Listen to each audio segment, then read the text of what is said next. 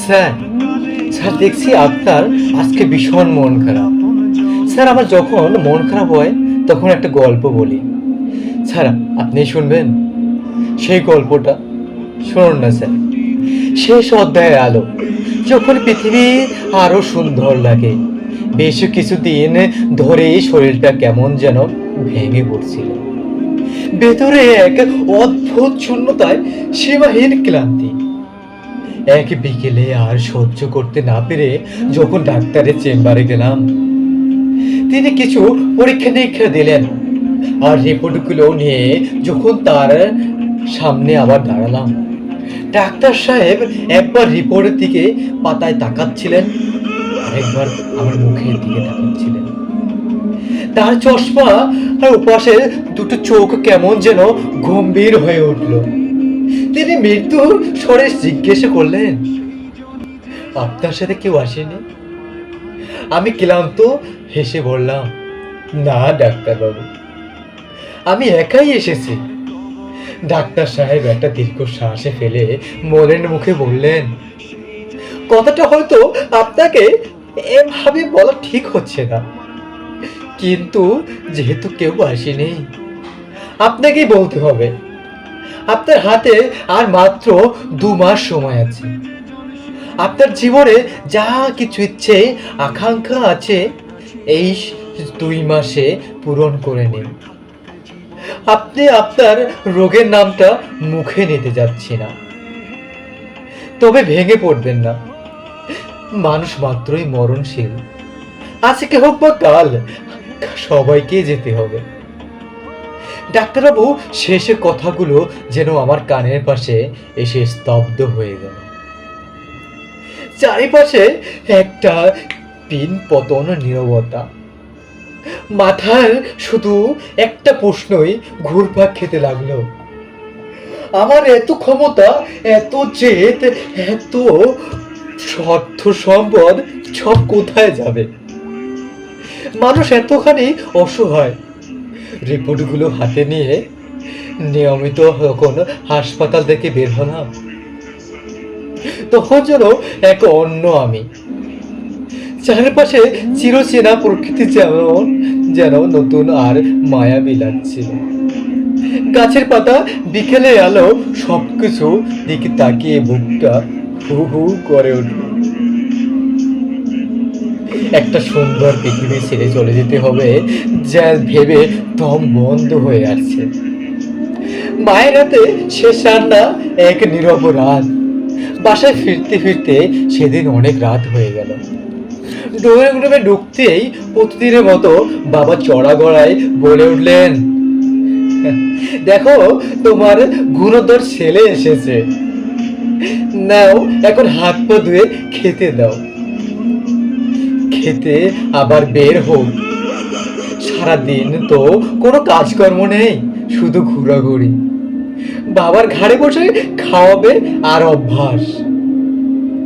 অন্যদিকে হলে হয়তো এই কথাগুলো পিঠে 10টা যুক্তি দাঁড় করাতাম, চেঁচামেচি করতাম, কিন্তু আজ আর প্রতিবাদ করলাম না।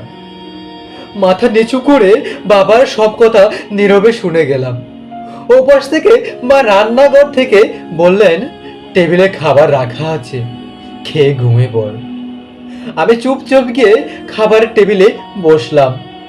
প্রতিদিন লোকমা তখন মুখে তুলে দিছিলাম, বারবার মনে হচ্ছিল এটাই হয়তো মায়ের হাতে শেষ রান্না।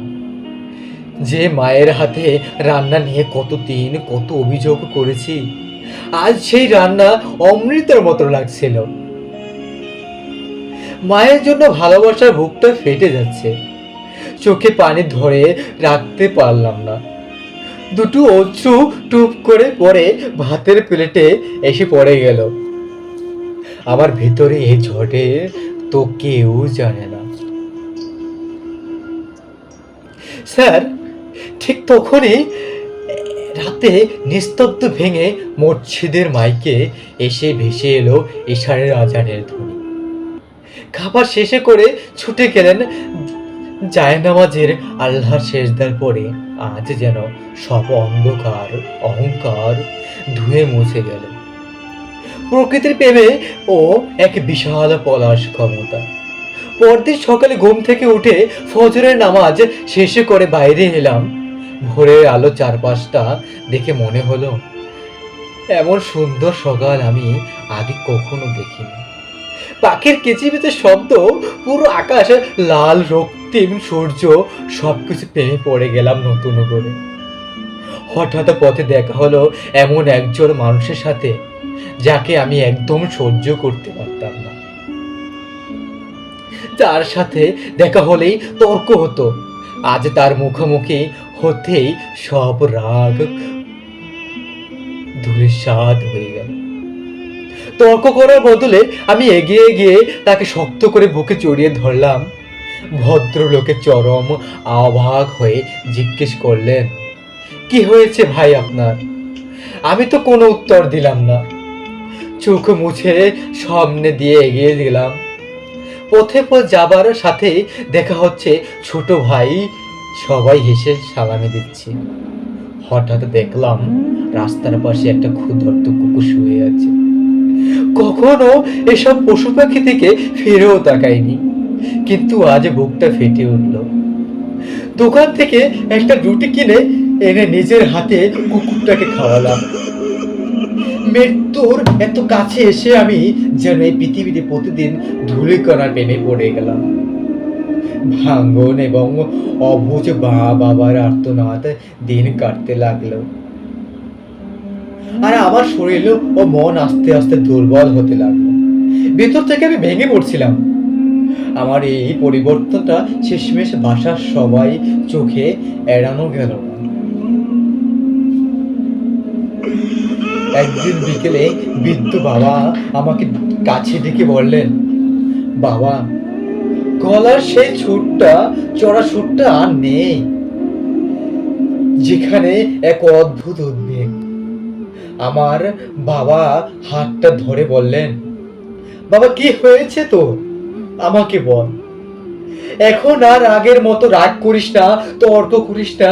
যে খাবার দিয়ে সারাদিন অভিযোগ করতে, তখন এখন সেই দেওয়া চোখ বন্দি করে খেয়ে নিস। কি হয়েছে তোর বাবা?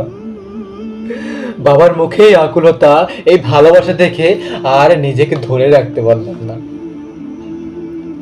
এতদিনে চেপে রাখা সমস্ত কষ্ট আর কান্নার ভাত এক মুহূর্তে ভেঙে গেল। আমি চিৎকার করে কেঁদে উঠে বাবাকে শক্ত করে জড়িয়ে ধরলাম। আমার সেই বুক ফাটা কান্নার শব্দ শুনে রান্নাঘর থেকে মা হস্তদন্ত হয়ে ছুটে এলেন। আমার সেই রূপ দেখে মাও কেঁদে ফেললেন এবং আমাদের দুজনের একসাথে জড়িয়ে ধরে বেকুল হয়ে বলতে লাগলেন, বাবা, ও বাবা, কি হয়েছে তোরা, আমাকে বল। বাবার মুখে লুকিয়ে মায়ের আঁচল জড়িয়ে ধরে আছি, শুধু মনে মনে বললাম, মা, বাবা, আমি আর কটা দিন তোমাদের মাঝে এই মায়ার ভবনে হাত দুটো থাকবে। আমি চলে যাচ্ছি, আমাকে তোমরা ক্ষমা করে দিই।